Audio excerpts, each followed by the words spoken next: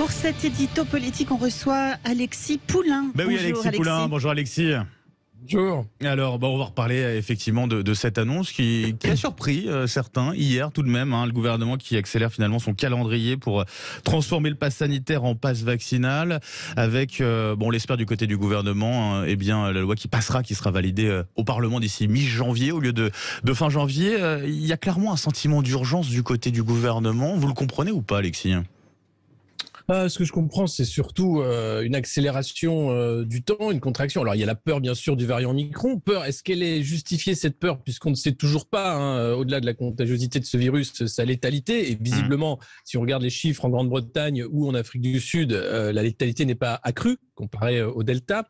Et puis, il y a surtout une crise politique énorme. Depuis 2 ans maintenant, nous vivons en état d'urgence permanent. On a débranché la démocratie. C'est Emmanuel Macron qui décide de tout sous le sceau du secret défense dans les conseils de défense sanitaire, sans consulter, ou alors de manière tout à fait cosmétique, le Parlement et les contre-pouvoirs qui ont totalement failli, puisque le pass sanitaire a été accepté par le Conseil constitutionnel, le Conseil d'État, alors même qu'il ne devait pas être une incitation déguisée à la vaccination.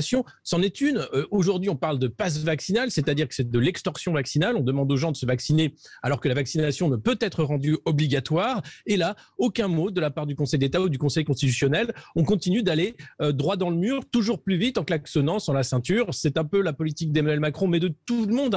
Avec ce Covid, c'est aussi une crise politique majeure, c'est-à-dire que les contre-pouvoirs, les organes de débat aussi sont jugés inutiles. Il faut aller très vite, il faut choisir uniquement un traitement, celui du vaccin qui a montré ses limites. L'Islande, par exemple, vaccinée à 90%, eh bien, les hôpitaux débordent. C'est le cas de tous les pays vaccinés. En Europe, on est vacciné à plus de 75% quasiment. Eh bien, avec Omicron, c'est reparti à la hausse. Les hôpitaux débordent, comme chaque hiver d'ailleurs, il faut le rappeler. Et puis, cette année, attention, la grippe arrive. La grippe arrive par le sud-ouest. Donc, on pourrait avoir, en plus de l'épidémie du Covid, l'épidémie de grippe. Et là, ce serait évidemment l'effondrement d'un système de santé totalement malade, parce que le problème, il est aussi là, c'est que le système de santé n'est pas à la hauteur.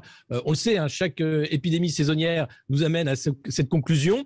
Ça n'a pas empêché Emmanuel Macron et Olivier Véran de supprimer 5000 lits l'an dernier. On continue à faire n'importe quoi. On n'est pas en train de prévoir, je n'ai pas entendu le ministre de la Santé annoncer l'ouverture de 10 000 lits d'urgence comme c'était le cas lors des précédentes vagues. Non, là, on va vacciner avec une 3e dose, sachant même qu'Israël est en train déjà de vacciner avec une 4e dose les soignants et les plus de 60 ans. Donc, on est en train de rentrer dans une folie vaccinale qui va nous emmener à on ne sait pas combien de doses. D'ailleurs, même Olivier Véran le dit lui-même, peut-être 5, je ne sais pas, avec des vaccins ARN qui, clairement, ne suffisent pas face à ces nombreux variants. Donc, la question qui se pose aujourd'hui, c'est la volonté sanitaire réelle. Qu'est-ce qu'on peut faire à part avoir cette politique finalement très court-termiste de boucher des trous, alors que chaque fois qu'on va colmater une brèche, une autre est en train de se faire jour dans la coque d'un paquebot qui est en train de simplement faire naufrage.